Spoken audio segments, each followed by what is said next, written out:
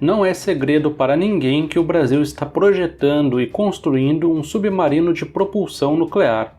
Também não é nenhuma surpresa o nível de complexidade e de poder dissuasório que esse tipo de equipamento possui. Porém, existe uma outra coisa que pode e será uma surpresa para quase todo mundo. O Brasil teve a oportunidade, mas se negou a receber milhares de documentos sobre os projetos e a tecnologia de reatores nucleares dos submarinos da Marinha Americana. Sim, isso mesmo.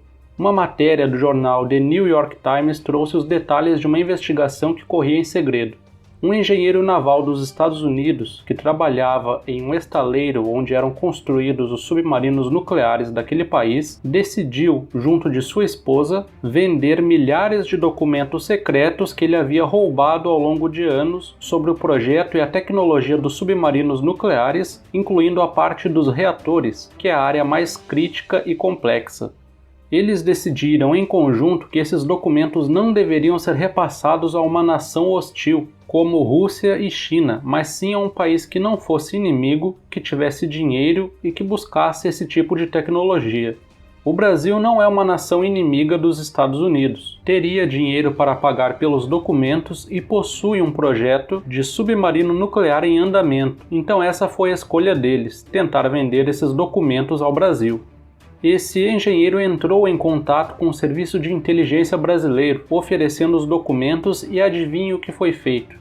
A inteligência, nesse caso bem entre aspas, do Brasil, avisou o FBI que armou uma operação e prendeu o engenheiro americano e seus documentos secretos. Esse fato se deu no ano de 2020, ou seja, o Brasil teve a chance única de ter acesso à tecnologia de propulsão nuclear mais avançada do mundo, mas simplesmente se recusou, mesmo sabendo que os conhecimentos que poderiam ser obtidos com isso certamente diminuiriam em muito o tempo e os custos para construir o submarino nuclear brasileiro e especialmente o seu reator.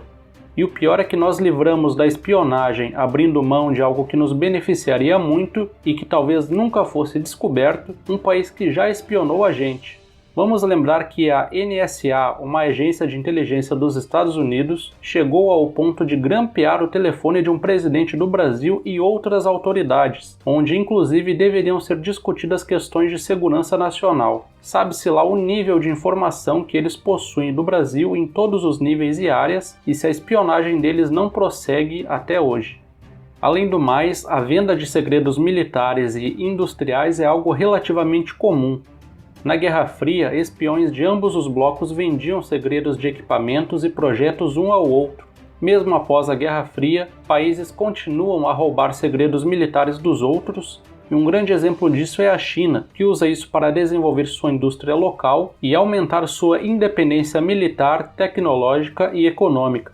Israel é outro exemplo de país que sempre coletou segredos militares de nações vizinhas para aprimorar as suas defesas. Sendo a geopolítica e as relações internacionais uma questão de interesses, onde cada país defende os seus, ter abdicado desses documentos foi, ao meu ver, um erro brutal do Brasil. Outras nações como Israel, China, Rússia, França, dentre outros, nunca desperdiçariam a oferta de documentos secretos que pudessem lhes beneficiar de alguma forma ao longo da história.